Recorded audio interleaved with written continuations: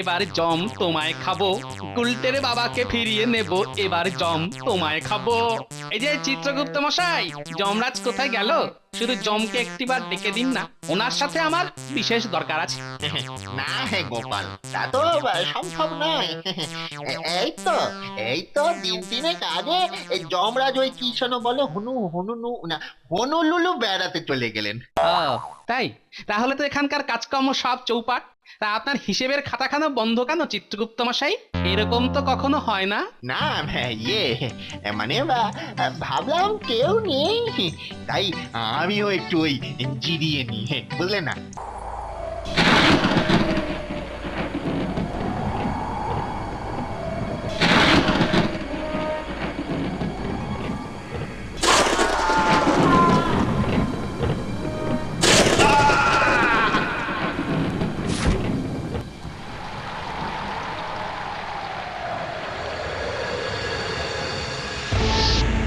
হে ভগবান, হে ভগবান, এবার কি সর্বনাশ হয়ে গেল গো। পুটি পুটি, আরে বাবার কথা বলছে না কেন রে? ও গোপাল দাদু, গোপাল দাদু, বলো না বাবা কেন কথা বলছে না? কাঁদিস না গুলটে, কাঁদিস না। হায় হায়, আমরা কি ভাব করেছিলাম ভগবান। তুমি কেন গুলটের বাবাকে অকালে আমাদের কাছ থেকে কেড়ে নিলে? সে তো লোকের মুখে দুমুঠো ভাত জোগাবার জন্যই চাষ করছিল। সে তো কোনো অন্যায় করেনি। কিন্তু আমি তো ওর কুষ্টিতে অকাল মৃত্যু দেখিনি। আমার গণনা তো ভুল হয় না। ও বাবা, ও তুমি চোখ খোলো। তোর বাবা কথা বলছে না কেন? আর চোখ ও বাবা, খুলবে না উল্টে। না, আমি বাবার কাছে যাবো, বাবাকে নিয়ে আসবো। তোর ডাকে ও গোপাল দাদু, আশারাও দেখি আমাকে বাবার কাছে নিয়ে চলো, বাবার কাছে। গেছে।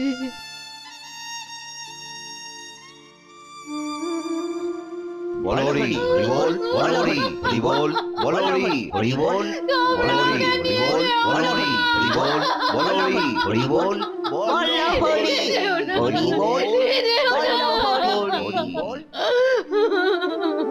ও গোপাল দাদু, বাবাকে ওরা নিয়ে যাচ্ছে। তুমি কিছু করো না গুলটে, গোপাল তুই দাদু। কাঁদিস না গুলটে। তোর চোখের জল মুছিয়ে দিতে তোর গোপাল দাদু যে করেই হোক কিছু একটা করবে। বলরি হরিবল, এই, বলরি এই হরিবল। থামো তোমরা। যতক্ষণ না আমি ফিরি ততক্ষণ গুলটের বাবাকে নিয়ে কোথাও যাবে না তোমরা।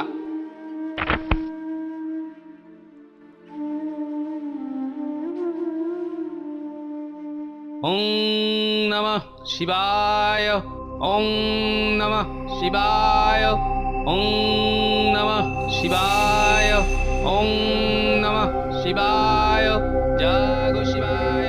আহ, এবার কে ডাকাডাকি শুরু করলো? ভৃঙ্গি, এই ভৃঙ্গি, রে নন্দী। ওং নমঃ শিবায়। এই গেল করেছি আবার সেই ভাঁটটা। উড়ি বাবারি বাবা গোপাল। হ্যাঁ, বলিস কি রে? সর্বনাশ করেছে আবার ওই পেট মোটাটা। ওং নমঃ শিবায়, জাগো শিবায়। এত করে ডাকছি তবুও মহাদেব সাড়া দিচ্ছেন না। এ তো হওয়ার কথা না। বুঝেছি, তার মানে উনি ইচ্ছে করেই আমায় এড়িয়ে যাচ্ছে না। দাঁড়াও, দেখাচ্ছি মজা। যাক, বেটা থেমেছে। ঠিক আছে বাবা, তুমি যখন আসতেই পারছো না তখন আবার পার্বতী মাকেই তাহলে আমি সঙ্গে করে নিয়ে যাই। এই খেয়েছে। রাখ ওটা, রাখ, রেখে দে বলছি। পান থেকে চুন খসলেই খালি পার্বতীকে নিয়ে টানাটানি। এই তো এই তো, কি সুন্দর তুমি এসে আমায় দেখা দিলে বাবা। হ্যাঁ, এবার বল বল, অসময় আবার কেন ডাকাডাকি করছিস?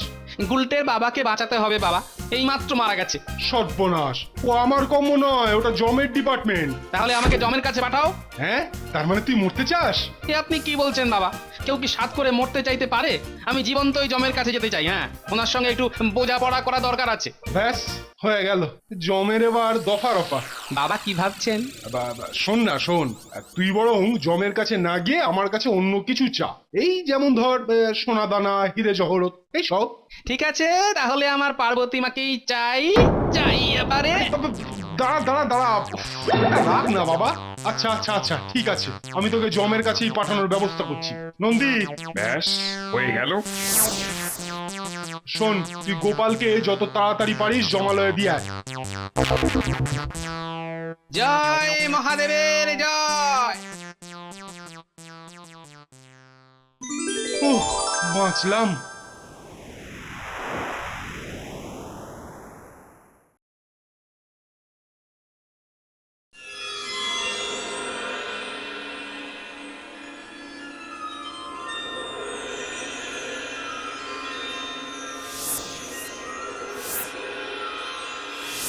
ওই যে খসে তারা, নেই কো আমার তারা, কাজকর্ম সবই শেষ, মনটা আমার লাগছে ফ্রেশ।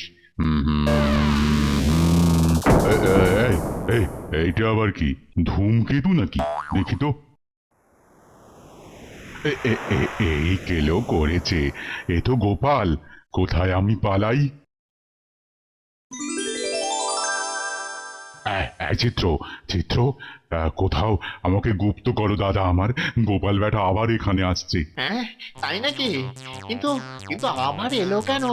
আমি সেটা জানতে চাই না, আর ওকেও জানাতে চাই না যে আমি কোথায় আছি।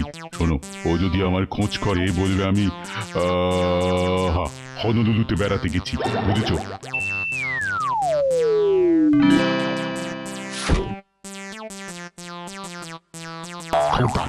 খবরদার, ও যেন জানতে না পারে আমি এখানেই আছি। এবার জম তোমায় খাবো, গুলটের বাবাকে ফিরিয়ে নেব। এবার জম তোমায় খাবো। এই যে চিত্রগুপ্ত মশাই, যমরাজ কোথায় গেল? শুধু জমকে একটিবার ডেকে দিন না, ওনার সাথে আমার বিশেষ দরকার আছে। না হে গোপাল, তা তো সম্ভব নয়। এই তো দিন তিনেক আগে এই যমরাজ ওই কি যেন বলে হনুলুলু বেড়াতে চলে গেলেন। ও তাই? তাহলে তো এখানকার কাজকর্ম সব চৌপাট। তা আপনার হিসেবের খাতাখানা বন্ধ কেন চিত্রগুপ্ত মশাই? এরকম তো কখনো হয় না। না মানে ভাবলাম কেউ নেই, তাই আমিও একটু ওই জিরিয়ে নি, বুঝলে না? বেশ গন্ডগোলে ব্যাপার দেখছি। আচ্ছা বেশ, তা আপনি না হয় জিরোন, কিন্তু তা বলে কাজকর্ম তো আর থেমে থাকতে পারে না। এসব শুনলে বিষ্ণুদেব আবার রাগ করবেন। যমরাজ ফিরে আসা অবধি আমি না হয় তার দায়িত্বগুলো পালন করি। মানে আগের বারের কথা মনে আছে তো? আমার নাম গোপাল ভাঁড়। আচ্ছা আচ্ছা, ঠিক আছে, তাই না হয় করো। একটু ঘুরিয়ে খেলতে হবে, দেখা যাক। দেখি ওই খোলা খাতাটা কিসের? এখানকার সব খরচ খরচার আর হিসেব পত্রের খাতা। দেখি দেখি কি এই অবস্থা কেন? কি হয়েছে গোপাল দাদা? এ তো পুরো ভুলভাল। এখানে যে শ্রমিকরা কাজ করে তারা এত কম টাকা পায়। যেসব প্রহরীরা জমালয় রক্ষা করে তারা তো প্রায় কোনো টাকাই পায় না। না না না না, এসব কি চিত্রগুপ্ত মশাই?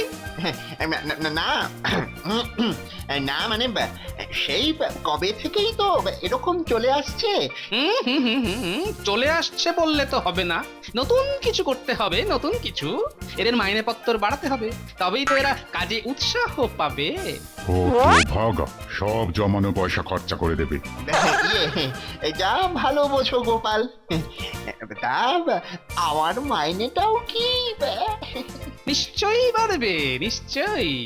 আজ থেকে সবার মাইনে আরো 50 টাকা বেড়ে যাবে। গোপালের জয় হোক, গোপালের জয় হোক। দিন তো দেখি, এবার জন্ম মৃত্যুর খাতাটা দিন দেখি। এই নাও। ওরে বাবা, চিত্রগুপ্ত, এ কি করলে? আচ্ছা, তাহলে এই জন্যই যমরাজ নিরুদ্দেশ।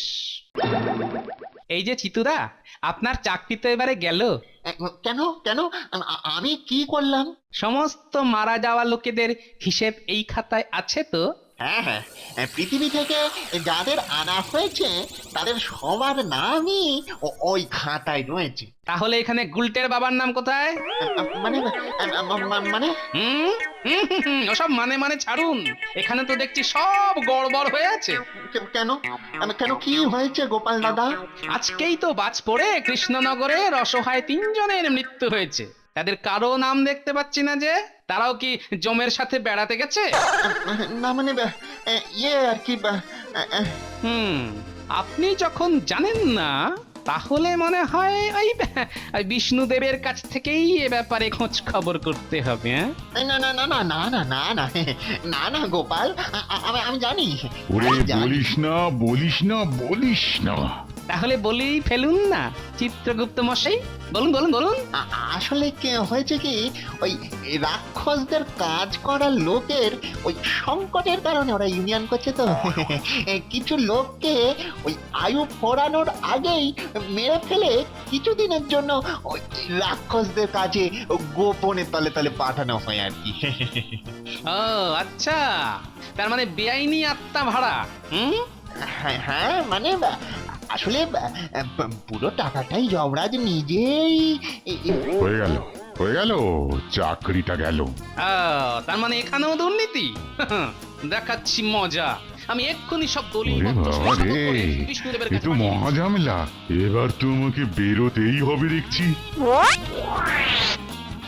আরে যমরাজ, আপনি এত তাড়াতাড়ি আপনার ওই হনুলুলু বেড়ানো হয়ে গেল?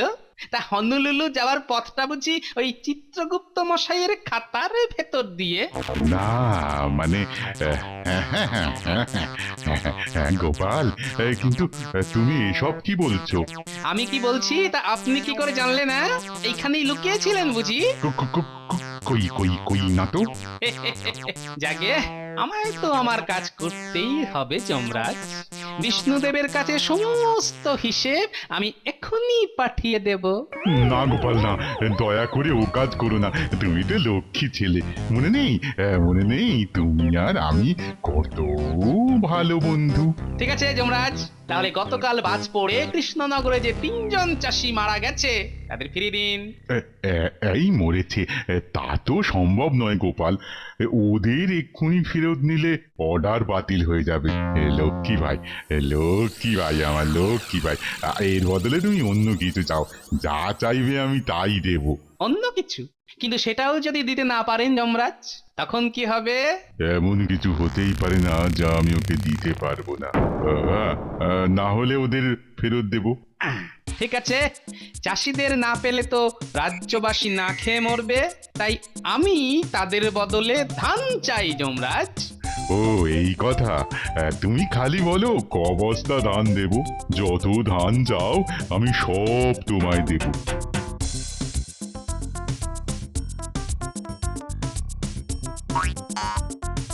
বেশি চাই না যমরাজ, সামান্যই চাই। এই যে দাবা খেলার ছকগুলো দেখছেন তো যমরাজ? হ্যাঁ দেখছি। এই দাবায় মোট 64টা ছক আছে। এর প্রথম ঘরের জন্য আমার 1 বস্তা ধান চাই। মোটে একটা? হ্যাঁ, একটা। দ্বিতীয় ঘরের জন্য চাই 2টো, তৃতীয়টার জন্য চাই 4টে। এইভাবে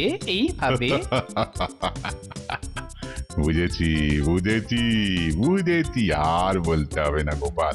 মানে আগের ঘরের বর্গ করে যত ধান হয় সেটাই পরের ঘরের জন্য, তাই তো? একদম ঠিক বলেছেন যমরাজ।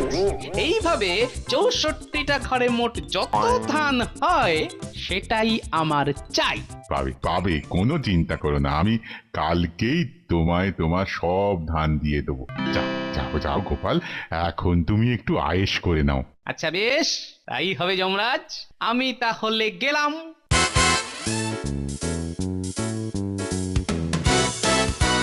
চিত্রগুপ্ত, সব তো গেলো করেছো, এবার ঝটপট করে গোপালের ধানের হিসেবটা সেরে ফেলো দেখি, তারপর গোপাল চলে গেলে তোমাকে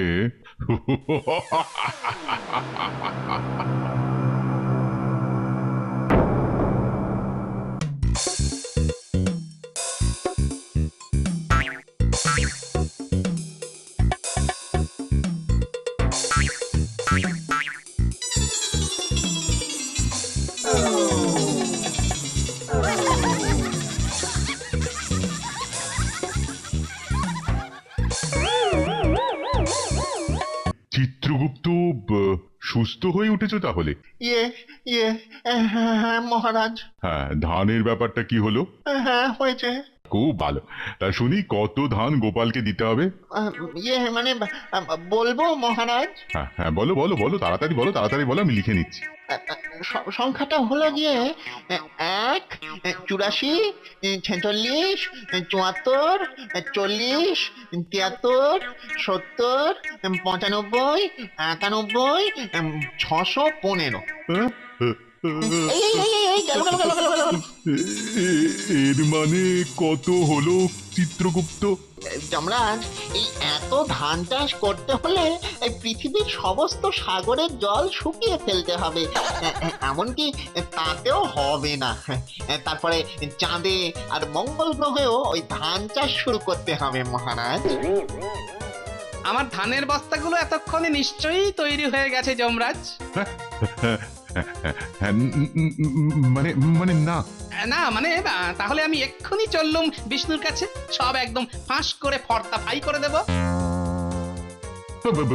না না না গোপাল, লক্ষ্মী সোনা ভাই আমার ওরকম করে না ভাই আমার। বলেছি তো যা চাও তাই দেবো। তাহলে দিন আমার প্রাপ্য ধান।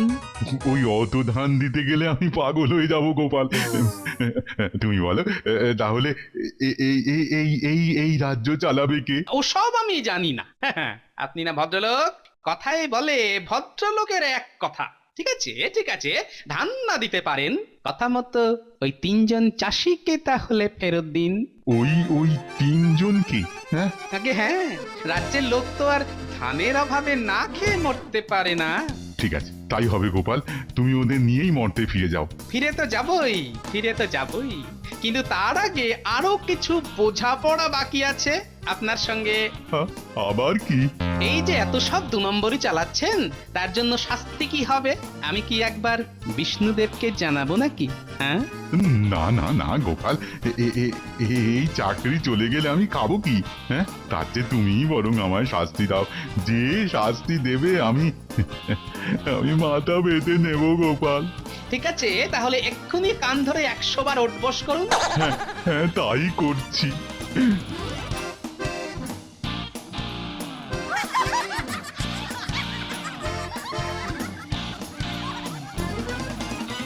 হায় হায়, আমরা কি ভাব করেছিলাম ভগবান! তুমি কেন গুলটের বাবাকে অকালে আমাদের কাছ থেকে কেড়ে নিলে? ওই দেখো মা, বাবা উঠেছে। বাবা বাবা বাবা বাবা। আমার গণনা ঠিক, ও মরেনি। কিরে গুলটে, এবার হাস। ও গোপাল দাদু, একমাত্র তুমি বুঝেছিলে বাবা মরেনি, তাই না? বলো, তাই না? তাই কি?